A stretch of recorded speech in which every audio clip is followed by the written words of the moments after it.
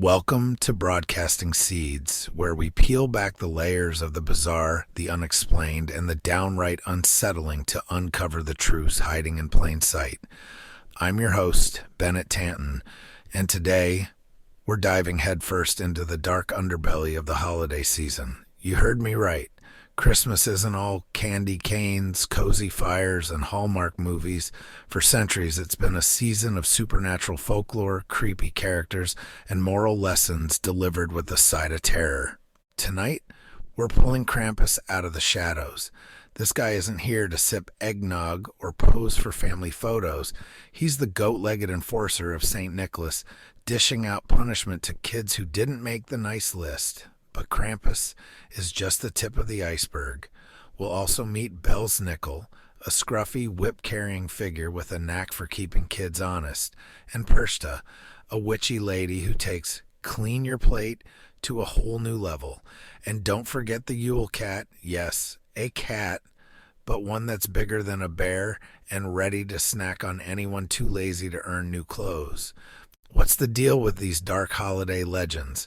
Are they just spooky tales to scare kids into behaving, or do they reflect something deeper, an attempt to balance the indulgence of the season with accountability, or maybe a way to channel some of our collective fears about the unknown? By the end of this episode, we'll unravel the chilling truths behind these stories and explore what they reveal about human nature and society. So grab some hot cocoa, maybe spike it if you're feeling adventurous, and let's light the fire on these shadowy Christmas legends. Ready? Let's dive in.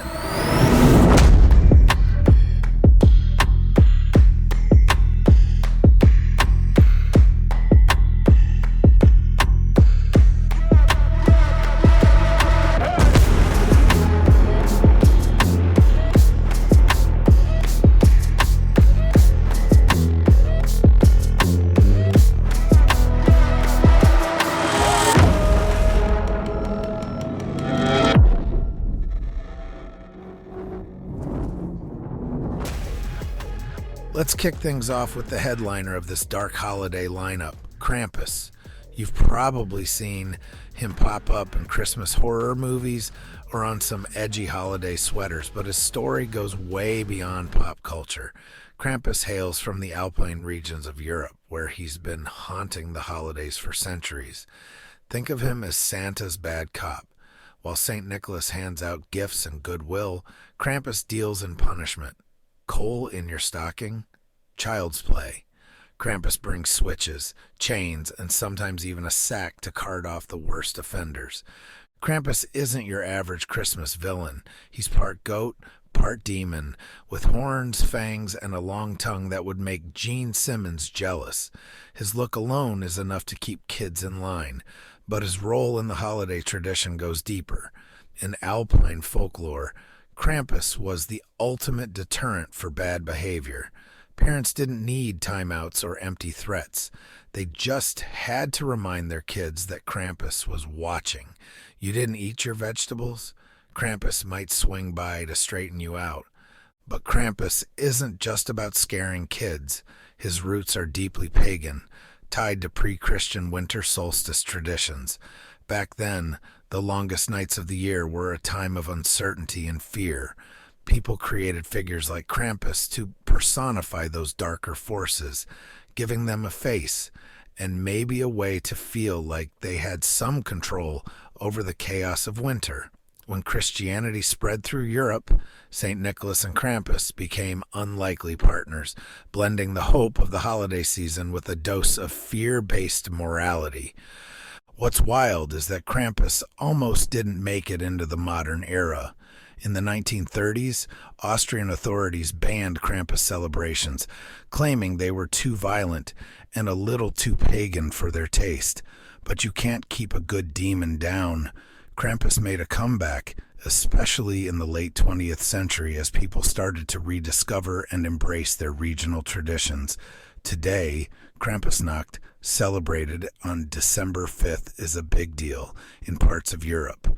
People dress up as Krampus and parade through the streets, scaring kids and adults alike. It's part festival, part performance art, and all nightmare fuel. Here's the thing about Krampus.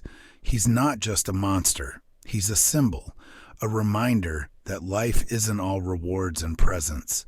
Sometimes there are consequences. His story reflects a time when the holidays weren't just about joy and generosity, but also about facing the harsh realities of winter and survival. It's dark, sure, but it's also weirdly practical. But Krampus isn't the only one lurking in the shadows of Christmas folklore. Let's shift gears and meet Belsnickel, a character who proves that sometimes the line between naughty and nice isn't so clear. Ready for more? Let's keep going.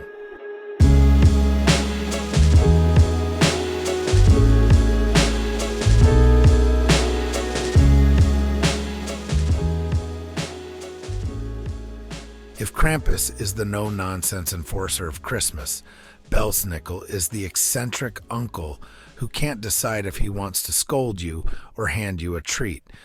Originating from Germanic folklore, Belsnickel is a figure who straddles the line between reward and punishment. He's scruffy, often clad in fur or tattered clothing, and carries a bundle of switches in one hand and a sack of goodies in the other. His vibe? A mix of Santa Claus and a grumpy hermit who just climbed out of the woods. Belsnickel's job was to visit homes in the weeks leading up to Christmas, testing children's behavior with a simple, high-stakes challenge. If you behaved well, he'd reward you with treats like nuts, fruit, or candy. If you didn't, well, let's just say his switches weren't for show. Kids had to perform tasks like singing a song or reciting a poem to prove they deserved their reward. Talk about pressure. It's like a holiday talent show where the stakes are bruised knuckles or a handful of candy. Unlike Krampus, Belsnickel isn't inherently supernatural. He's more of a wandering disciplinarian, a human figure who embodies the community's moral code. But that's what makes him so intriguing. He's relatable, even flawed. His rough appearance and unpredictable behavior make him feel like a reflection of human nature itself, capable of both kindness and cruelty depending on the circumstances. The Belsnickel tradition made its way to America with German immigrants, particularly among the Pennsylvania Dutch. In fact, if you've ever seen The Office, you might remember Dwight Schrute's hilarious portrayal of Belsnickel, complete with his classic question, "Are you impish or admirable?" That quirky scene is rooted in real folklore, though the actual tradition was far more serious. What's fascinating about Belsnickel is the balance he represents. He's a reminder that life isn't black and white. Naughty and nice often coexist in the same person. While Krampus is all about punishment and fear, Belsnickel brings a more nuanced approach, blending discipline with the hope of redemption. It's a reflection of the human struggle to navigate the moral complexities of life, especially during a season that's supposed to emphasize generosity and forgiveness. And yet, Belsnickel's unpredictability makes him unsettling. He's not just a figure of justice, he's a test of character. Will you rise to the occasion and earn your treat, or will you crumble under the weight of his judgment? It's a question that adds a layer of tension to the holiday season, reminding us that rewards must often be earned. Belsnickel might not have the same devilish flair as Krampus, but his story carries its own weight. He's the embodiment of tough love, a figure who challenges us to be better while acknowledging that none of us are perfect. But he's not the only Christmas figure with a moral agenda. Next up, we're diving into the legend of Perchta, a Christmas witch who doesn't just scold the lazy, she goes full medieval on them. Buckle up.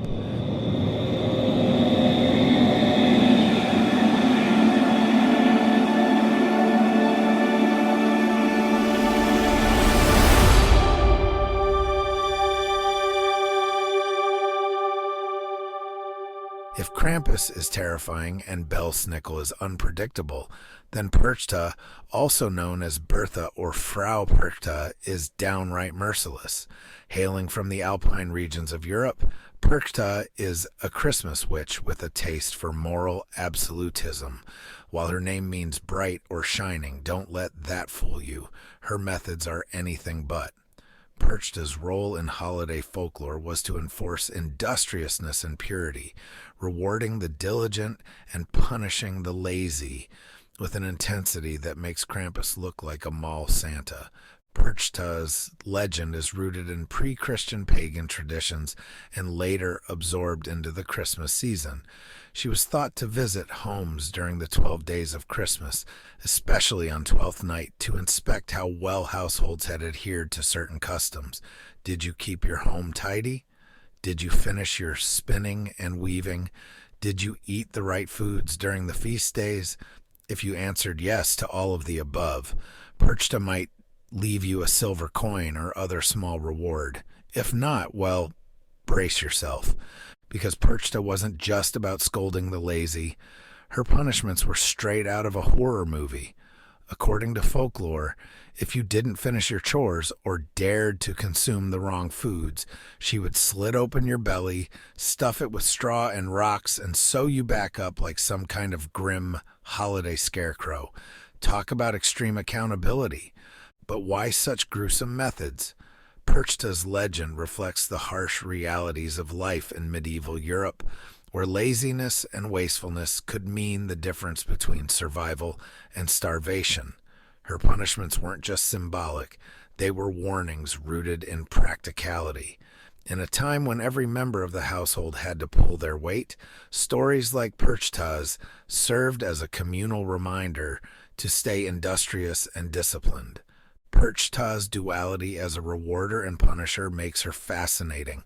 On one hand, she's a protector of traditions, ensuring the community stays focused and productive during the long, harsh winters. On the other, she embodies the darker side of morality, an unforgiving enforcer who doesn't leave room for second chances. It's this duality that makes her a compelling, albeit terrifying figure. Over time, Perchta became associated with the Wild Hunt, a spectral procession of ghostly figures said to roam the skies during the winter months. This connection adds another layer to her mythology, linking her to the supernatural and reinforcing her role as a harbinger of order in a season of chaos.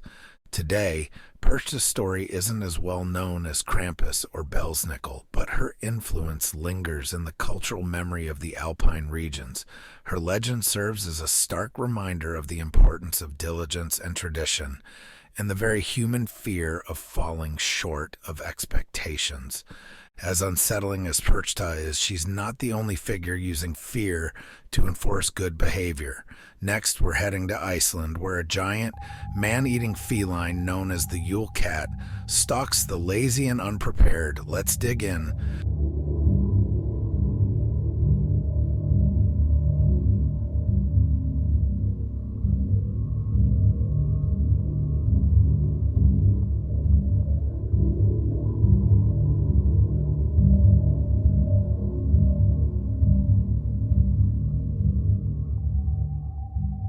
Now, let's venture to Iceland, where Christmas folklore gets a feline twist. Meet the Yule Cat, or Jólakötturinn if you're feeling linguistic, a massive, man-eating feline that prowls the snowy landscapes during the holiday season. But don't let the cozy idea of a Christmas cat fool you. This isn't a cuddly house pet. The Yule Cat is more like a furry enforcer, targeting the lazy and the unprepared with a brutal ultimatum: no new clothes, no survival. Here's how the legend goes. If you didn't receive any new clothes for Christmas, the Yule Cat would assume you were lazy and hadn't worked hard enough during the year. And guess what? That made you dinner. Its dinner, to be precise. The creature was said to stalk the countryside, sniffing out anyone who failed to meet the bare minimum of Icelandic productivity standards. It's the ultimate form of fashion policing. Like many of the darker Christmas legends, the Yule Cat's roots are surprisingly practical.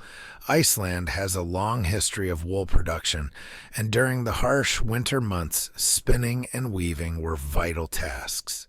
The legend of the Yule Cat was a way to motivate everyone, children included, to pitch in and finish the year's work. Families who didn't produce enough wool couldn't provide new clothes for everyone, making them prime targets for this oversized predator. But the Yule Cat wasn't just a tale of individual accountability, it also reflected communal values. New clothes symbolized prosperity and preparation, and ensuring everyone had them was a matter of survival. If someone didn't contribute, it threatened not just their well-being, but the stability of the whole household.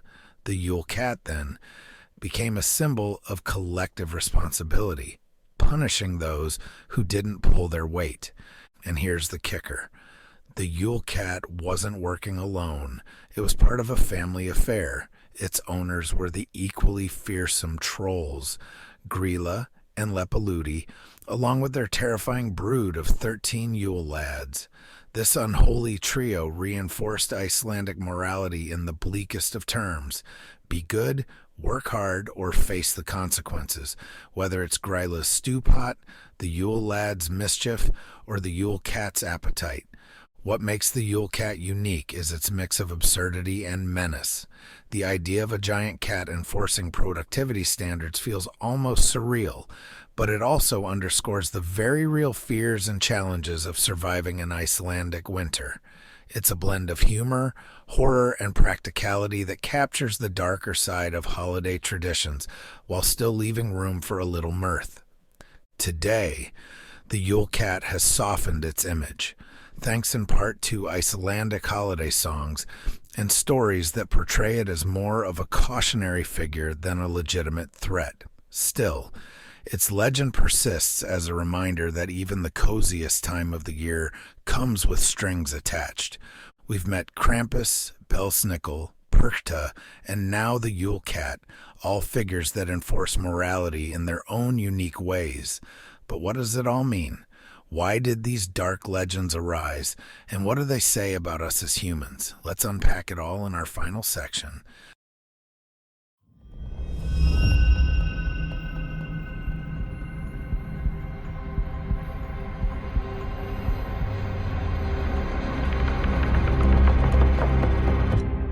By now, you're probably rethinking that warm and fuzzy image of Christmas.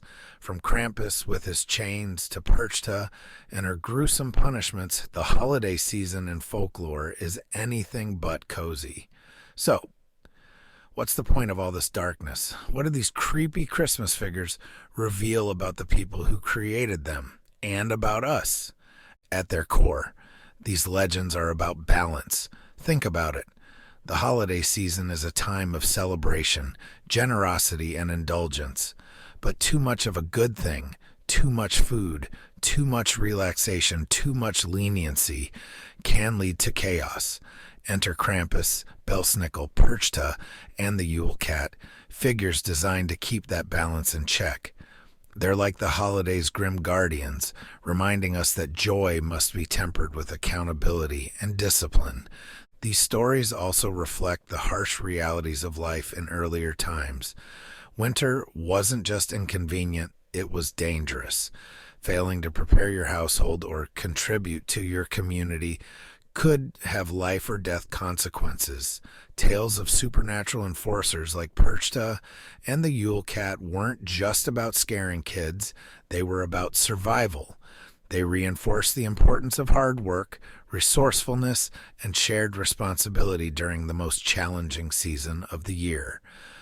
But there's another layer to these stories: fear of the unknown.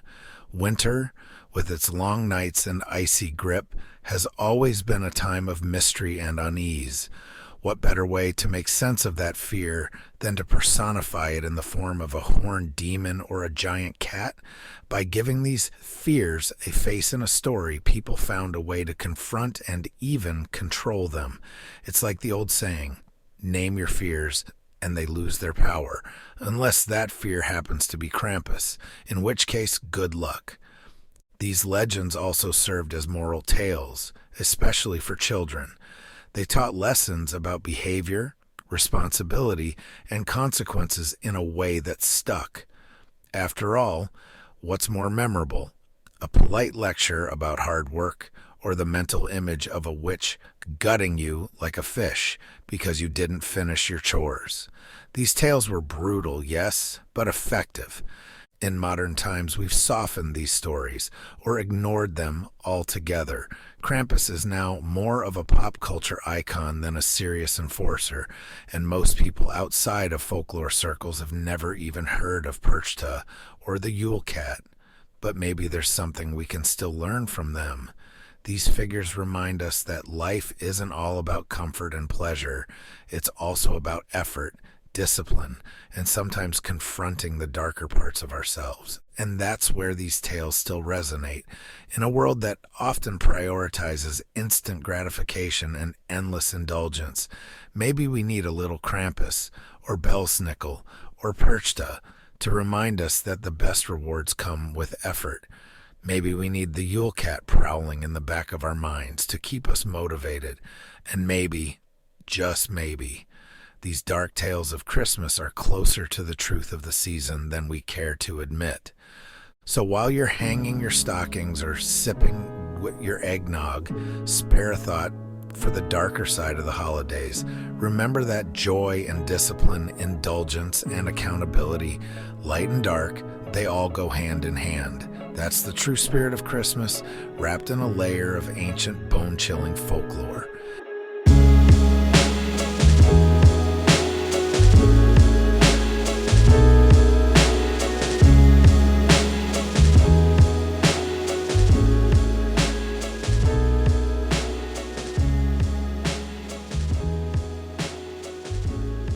Well, there you have it. The shadowy side of the holiday season, where Krampus, Belsnickel, Perchta, and the Yule Cat lurk in the flickering light of the Christmas tree. These legends may be chilling, but they remind us of something important. The holidays aren't just about joy and excess. They're about effort, balance, and maybe even a little accountability. As we bring this episode of Broadcasting Seeds to a close, I want to thank you for joining me on this deep dive into the darker corners of Christmas folklore. If this episode made you think, laugh, or double-check your to-do list to avoid Perchta's wrath, then my job here is done. Before you go, don't forget to spread the word. Share this podcast with your friends, family, or that one coworker who keeps playing Mariah Carey on loop.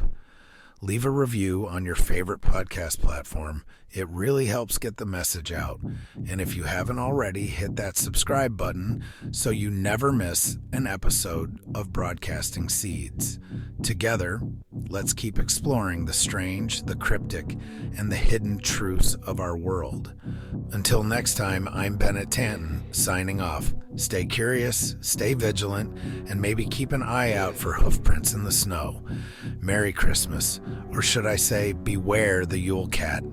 Catch you next time. I got bad thoughts that make my mind scared, hold me hostage and they don't fight fair. Who gon' pray for me and wipe all my tears? Who gon' save me if you not right here? Move this darkness and make my sight clear. Take me your way cause I don't like here. Ghosts of my past, they fill in the night air. Wake me up, I'm trapped in my nightmares. Wake me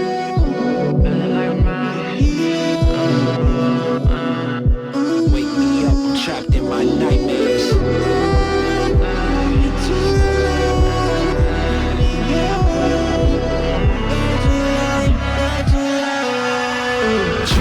Drowning, I'm off the deep end. Apparitions of all my demons. All my thoughts are committing treason. All alone, who gon' hear me screaming?